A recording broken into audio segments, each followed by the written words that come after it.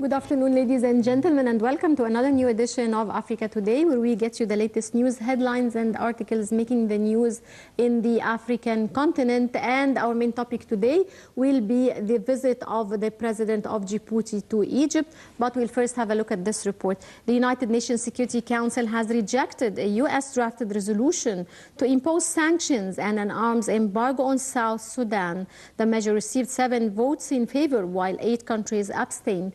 Details follow. The United Nations Security Council failed to adopt a U.S. drafted resolution to impose an arms embargo and further sanctions on South Sudan, despite warning by UN officials of a possible genocide in the world's newest state. There were 7 votes in favor and 8 abstentions. A resolution needs 9 votes in favor and no vetoes by the United States, France, Russia, Britain or China to be adopted. The United States could not even win over its ally Japan, which last month deployed troops to UN peacekeeping mission in South Sudan.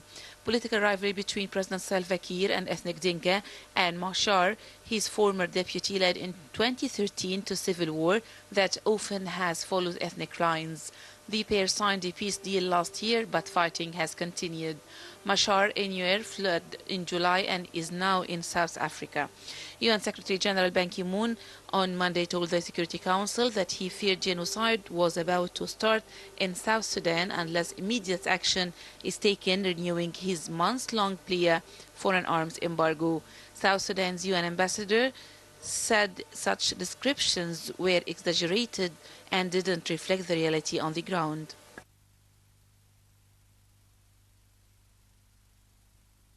Was highly protective against the deadly virus in a major trial in Guinea, according to results published today in The Lancet. Details.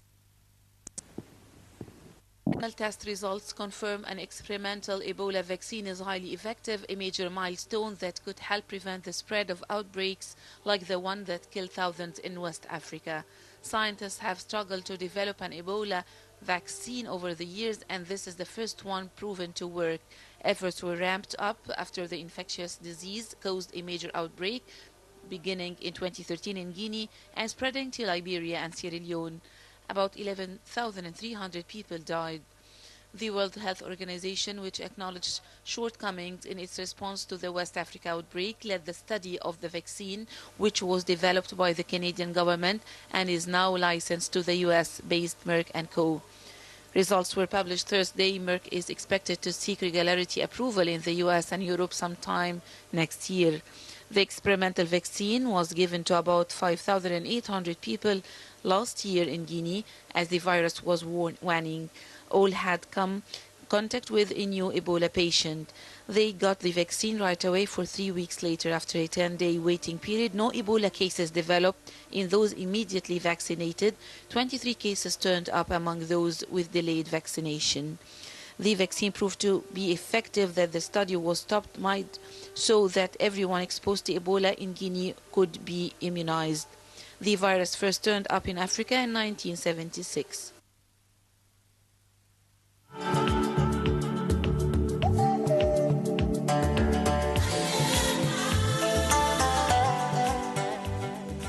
Welcome back, ladies and gentlemen, and our main topic today will be the visit of President Ismail Omar Gula to Egypt, the Djibouti president, and the summit talks with President El-Sisi. And we're glad to be joined here at the studio by Ambassador Galel Rashidi, member of the Egyptian permanent delegation to the United Nations in New York. Good afternoon, sir, and thank you for joining us. Good afternoon.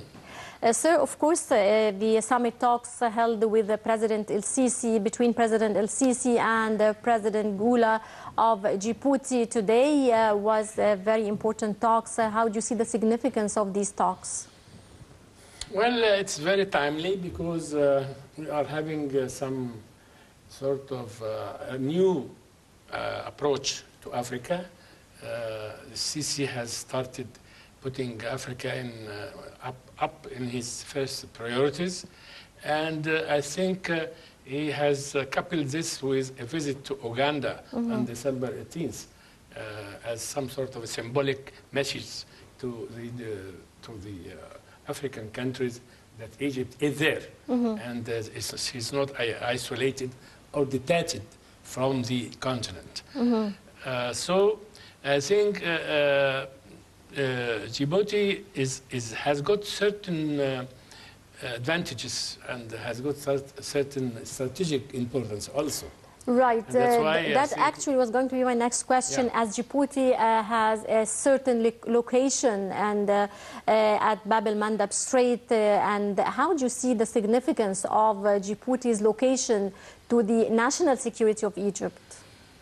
Well, I think together with Egypt, they are two countries which are in control of the main entrance of the Bab el-Mandeb Strait, and Djibouti being on the west bank of the Bab el-Mandeb. So it represents some sort of a pioneer or a leader, one of the leaders to control this entrance of any ships coming towards Suez Canal, incoming to Suez Canal. Besides, also, we have to take into consideration that not only Djibouti, but also I think Chad and Mali is important in this respect. So I think the Egyptian diplomacy started to make arrangement to sort of makes different contacts, different visits to different African countries to make sure that within the present vast changing situations in the continent, nothing should hurt the Egyptian security. Right. National security. Right. So what were the main topics discussed in today's summit talks with Djibouti's president, between Djibouti's president and President El-Sisi? I think we have a sort of a joint committee between Djibouti